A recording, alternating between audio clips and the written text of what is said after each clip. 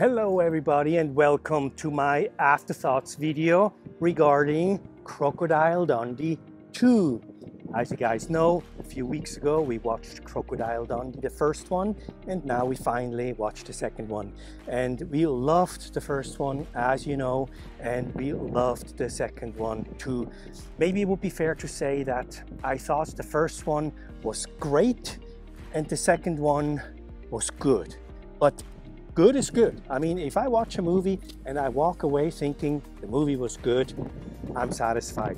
So that was awesome. Really happy we watched it. And you know, it's kind of tricky with the sequels, as everybody knows, because often sequels are like really bad, you know, real stinkers. And it's difficult to do because if you think about, you know, the first movie, we had those three elements that made the movie exciting. Like the first element was the character itself, Crocodile Dundee. We had to learn about him and get to know him, and that was very interesting. And then the second element was his world in Australia. That was new, you know. And then of course the third element was Dundee in New York, to see how he is gonna get along there. So those three elements, of course, now in the sequel are greatly weakened, because now we know Dundee already, we know his world in Australia, we know how he gets along in New York. So now, of course, they have to come up with a new story.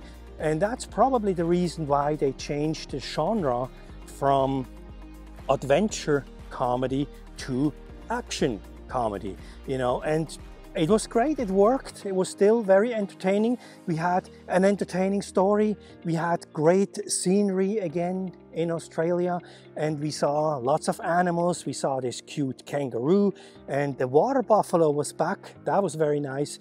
And we saw a lot of birds. And of course I had to research that white bird with the long neck, and I knew it wasn't a swan, as Jessica suggested, but I found out those birds are called great egrets. Never really heard that name, but great egrets. So that was always interesting to learn. And talking about interesting and talking about animals, I learned, or we learned from you guys, that the last scene of Crocodile Dundee, the first movie, was based on Australian sheepdogs that actually jump on sheep's backs and walk over it. So that was fascinating. I had no idea. So I had to Google a little bit, and I checked out some YouTube video, and indeed, you know, that's what they do.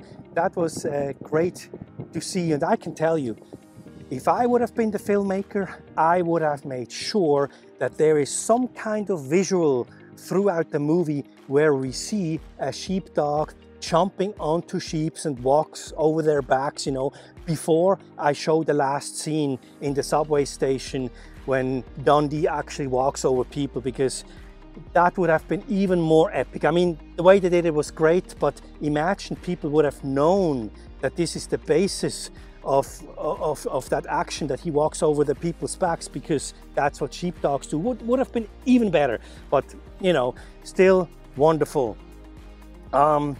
What else? I also did some research, of course, into those weird looking pointy stones or rocks that we saw in the movie, and I couldn't really find the exact example. I couldn't find those stones that we saw in the movie, but I realized, and I didn't know that either, man, Australia has a lot of standing stones. I mean, they have their own Stonehenge, pretty much. I saw lots of videos, and I learned, I've read a little bit about the Celtic ancient background and all that stuff, but of course there would be so much more to learn about this, those mysterious stones. But unfortunately, my time is limited, you know.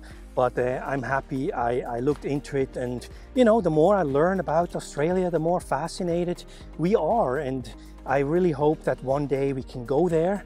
Maybe Jessica is booking an acting job in Australia. That would be perfect.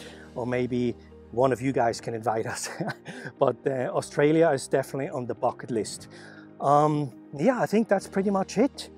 Maybe the funniest moment or scene, let me think.